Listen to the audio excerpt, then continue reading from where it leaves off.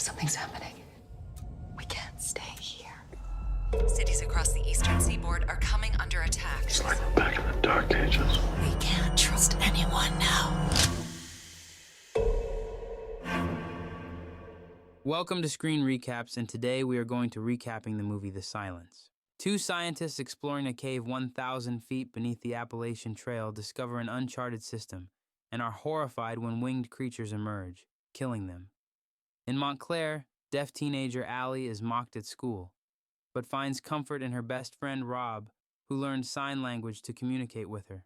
At home, Allie is greeted by her dog Otis, teased by her brother Jude, and lightly scolded by her mom, Kelly, for being late. That night, Otis grows tense, sensing danger, as helicopters fly overhead and smoke fills the sky. Allie later finds her grandmother Lynn secretly smoking, despite her weak lungs, and promises not to tell. Disturbed by a video Rob sends of mysterious creatures, Allie is awoken in the night by her family. They watch the news, learning that ancient creatures have escaped from a cave and are now attacking cities across the country. The danger is spreading rapidly. Suddenly, the TV switches to the emergency broadcast system, advising everyone to stay indoors, lock doors and windows, and remain silent. Allie notes that cities are too noisy and dangerous, prompting the family to leave. Glenn and Jude take one car, while Allie, her parents, and their dog Otis take the other. As they drive away, they see the city engulfed in smoke. Meanwhile, in the subway tunnels, passengers remain silent, but when a baby cries, the desperate mother takes her child out of the train to avoid being thrown out. Unfortunately, the baby cries again, and the creatures attack, killing them both. The family hears on the radio that the death toll is catastrophic. At a gas station, an armed man demands their car, but Glenn shoots him, and Otis bites him. The family escapes, with Jude joining his parents' car out of anxiety. They continue off-road, avoiding civilization as the radio reports on the spreading attacks. After hours of driving, Glenn stops to clear a difficult path ahead. As Glenn drives, a group of deer suddenly emerges from the woods. Glenn swerves to avoid them, but his car veers off the road, rolling down a hill and landing upside down.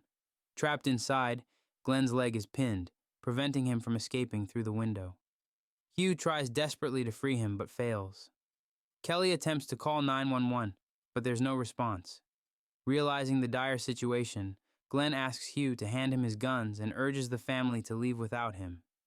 Reluctantly, Hugh agrees, promising to return with help. As the family returns to their car, Otis starts barking, sensing danger. A vesp suddenly crashes against the car window, attracted by the noise.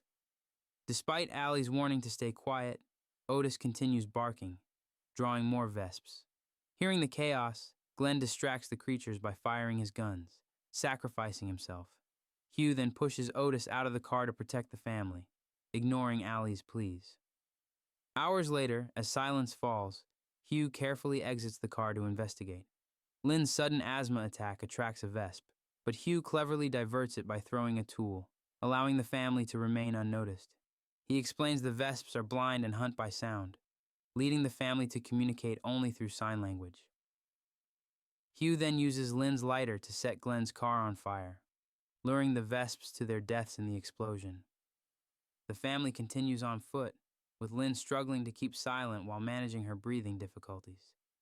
Hugh apologizes to Allie about Otis, while Lynn urges Kelly to reveal her lung cancer, but Kelly declines. Jude spots a nearby house, and the family heads there by nightfall. Hugh accidentally rings a bell, attracting a vesp and the unaware homeowner, whose loud threats draw more vesps that kill her in a well. The family finds a drainage pipe as an alternate entrance. Hugh confirms the house is empty, but as the others crawl through, a snake hisses, attracting vesps. One attacks Kelly, injuring her leg, and Hugh uses a wood chipper to kill the creatures.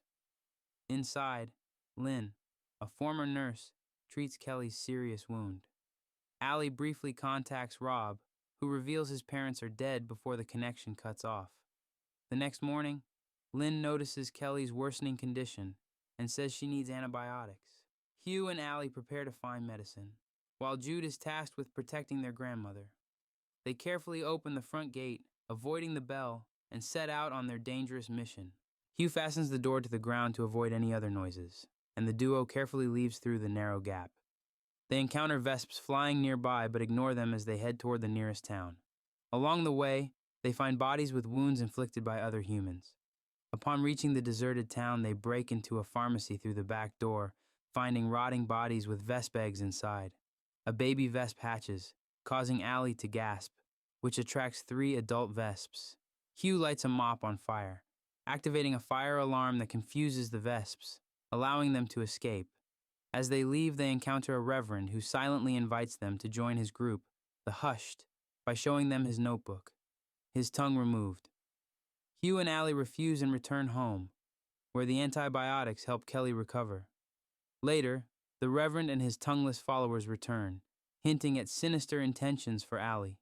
Furious, Hugh threatens the reverend and his group with a weapon, but the reverend confidently predicts Hugh won't shoot, as the noise would attract vesps. The group departs after a silent prayer. Later, Allie receives a message from Rob, who is heading north to a cold refuge where survivors have gathered, but the signal cuts off before he can give directions. That night, a tongueless girl arrives at their door, sent by the Reverend. She reveals phones strapped to her body, and another phone taped to Allie's window begins to ring, attracting vesps. Hugh silences the phones, but a vesp breaks through Allie's window. The women retreat to the basement, where they are ambushed by the Hushed. Lynn sacrifices herself to save Allie, attracting vesps that kill the kidnappers. The family fights back, killing the Reverend and his followers. The next day, they travel north, eventually finding the refuge where Allie reunites with Rob, and they begin hunting vesps together. I thought I was done.